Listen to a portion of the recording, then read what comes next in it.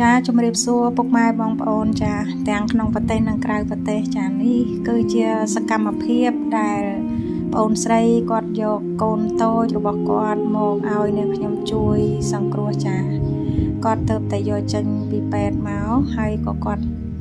យកមកឲ្យនាងខ្ញុំដើម្បីជួយប្រោះព្រំចានឹងធ្វើខ្សែកថាពាក់ទៅឲ្យកូនតូចគាត់នឹងកូនតូចនេះអាយុទៅតែ1ខែជាងទេប៉ុន្តែគាត់បានឈឺមិនស្រួលណាឥឡូវសកម្មភាពនាងខ្ញុំកំពុងតែធ្វើខ្សែកថាពាក់ទៅឲ្យកូនតូចរួចហើយក៏ប្រោះព្រំផ្លុំស្ដោះដល់កូនតូចនេះក៏បានប្រសើរចាអញ្ចឹងពុកម៉ែបងប្អូនមានឈឺគ្រុនមើលមិនជាដោយប្រការណាឬមួយចង់ទស្សទាយចង់មើលពីជោគជតារាសីលក់ដូរ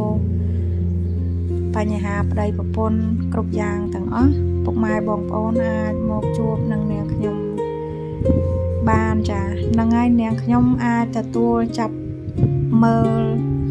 កូនសិស្សកូនគុណអ្នកជំងឺចាប់ពីម៉ោង7ព្រឹករហូតដល់ល្ងាចលុបណាតែអស់ភ្ញៀវចាអស់ភ្ញៀវអស់កូនសិស្សកូនគុណអស់អ្នកជំងឺបាននាងខ្ញុំជប់ទទួលមើលចាអញ្ចឹងពុកម៉ែបងប្អូនបើចង់មកជួបនាងខ្ញុំអាចតាក់ទងតាមរយៈលេខទូរស័ព្ទដែលនាងខ្ញុំតាំងនៅលើវីដេអូនេះស្រាប់ហើយនៅទីតាំងភូមិស្រែស្ដៅសង្កាត់អូរស័យនិងខេត្តកញ្ឆែចាអញ្ចឹងពុកម៉ែបងប្អូនមាន